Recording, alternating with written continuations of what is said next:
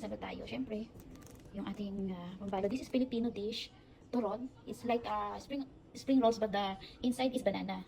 So, nagtuturon saging tayo sa baso. Ito, yung kanyang palm or yung parang panutsa sa Tagalog, I don't know. This pure palm sugar, tutunawin mo lang siya. Then babalutin natin siya, lalagyan natin siya ng brown sugar sa loob. But may twist akong gagawin. Fryer ko siya. So, pag na-toasted siya, i-glaze sa kawali ng may konti neto. Tapos papaikutin ko lang para less oil. So, let's do it. Saging, nasa ba? Hiniwa ko siya sa apat. Yung isang saging, apat na hiwa. Tapos nilagyan ko ng brown sugar. Ito yung gagamitin kong pang-coated. And naisip ko may langka pala ako sa rep. Then ayan, babalutin na natin. So, 2 piraso. Tapos isang langka. O ganyan. Para triangle. Tapos ayan, babalutin natin. Ito siyang haba. Ganyan lang ang pagbalot ko.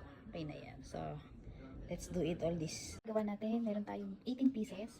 So, i-air fryer ko na siya. Lagyan ko na siyang langka. Ito mamaya na to. Pag luto na, saka ko siya i-edit sa konting mantika, tapos i-roll ko siya. Para air fryer cook siya. Okay? So, lagyan natin siya. Tignan natin kung ilan ang kasya. I think lalagyan ko muna siya ng oil para hindi ko. Iran muna natin siya ng mantika. Ayaw kasi maglagay ng parchment paper or anything. Kasi, para yung oil or ano man na i-steam sa labas, ay sa baba. So, yan. Naglagay tayo ng kung ilan lang yung kasya. So, yung iba, ilalagay na natin sa ziplock. So, 2 full, gawin na natin 6. Para, yan, 6 siya. Tapos, lalagyan natin ng olive oil.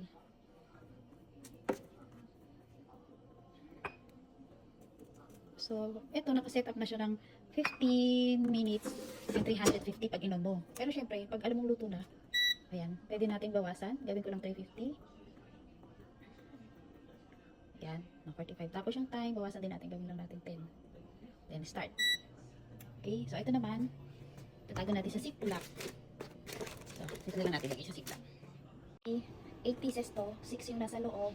2 tong ilalagay ko ulit. So, 16 lang pala siya. Yan, guys. So, okay na yung ganyan. Okay na yung ganyan. I-flip ko na lang din dan. Saka ko siya iinit dito. Tunawin natin yung panutya. Okay. I-air fryer natin yung turong saging, tunawin na natin yung sugar. Isa lang tinunaw ko kasi okay lang yan, i-coated na lang naman natin eh. Ito na siya, at ito na yung 4 na peraso. May 4 pa doon sa air fryer, so i-coated na natin siya. Naan natin yung apoy para hindi mapait. Coated ko na siya, yan. Lutong-luto na yan. Very toasted na yan kasi sa air fryer natin, at least less oil. So susunod natin yung second batch na doon. Ito yung nauna. So, sa mga nagtatanong, talagang pwede nyo lakihan yan depende sa gusto nyong size ng saging. Kasi ako, talagang yung isang saging inapat ko kasi for my calorie deficit. Kasi kung malaking saging, may sugar pa. So, ang laki ng calories nun. Kaya, kung magkikrave kayo pero naka-calorie deficit kayo, nasa inyo na yan, paano nyo gagawin. So, liitan nyo na lang. Tapos, huwag nyo na lang i-ano masyado siya. Kaya na ginawa ko yung fryer ko. So, kahit pa paano, hindi ka magigilty kainin.